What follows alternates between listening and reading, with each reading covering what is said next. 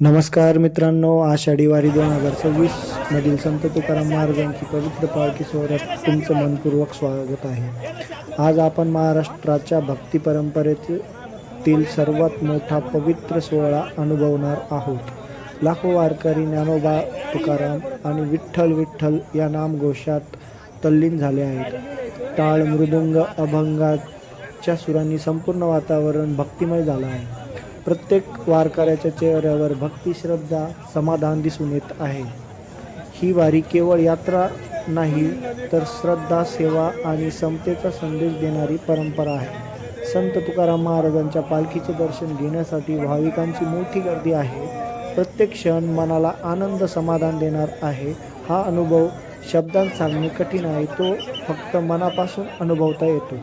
या व्हिडिओमध्ये मी तुम्हाला पालखी सोहळ्याचे सुंदर आणि अविस्मरणीय क्षण दाखवणार आहे, म्हणून हा व्हिडिओ शेवटपर्यंत नक्की पहा. जर तुम्हाला वारीची परंपरा आणि भक्ती आवडत असेल तर या व्हिडिओला नक्की फॉलो करा आणि लाईक करा. अशाच भक्तिमय आणि माहितीपूर्ण व्हिडिओ बघण्यासाठी मला फॉलो करा.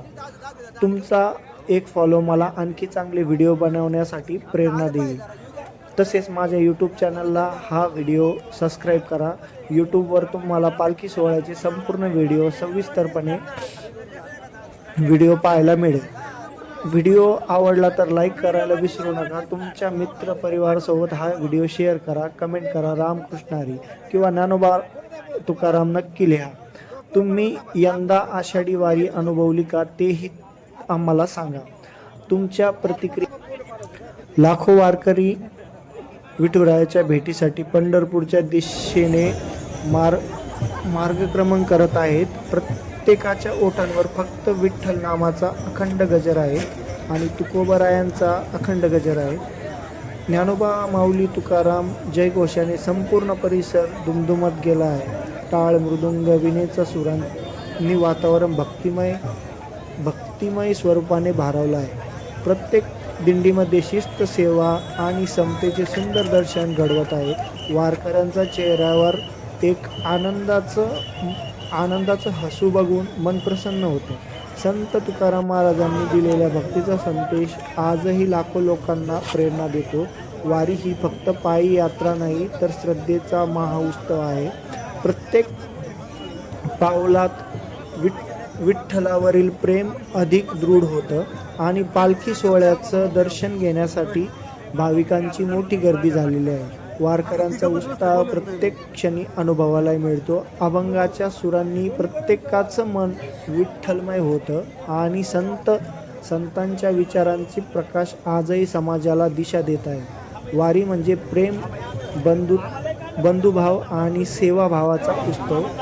येथे श्रीमंत, गरीब, लहान मोठा, जातपात अशा कोणताही भेदभाव नाही. सर्वजण विठ्ठलाच्या नामात एकरूप झालेला दिसतात आणि प्रत्येक जण दिंडीमध्ये भक्तीचा आनंद प्रवाह वाहताना दिसतोय. वारकऱ्यांची शिस्त, संयम प्रेरणादायी आहे आणि उन्हाळ्याचं पर्वा न करता अगोदर तर पाऊस होता, म्हणजे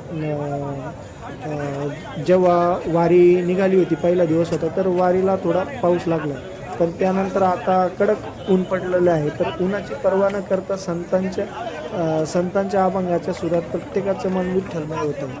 सर्वजण विठ्ठल नामात एकरूप झालेले दिसतात. प्रत्येक दिंडीमध्ये भक्तीचा आनंद अखंड प्रवाह वाहताना दिसतो.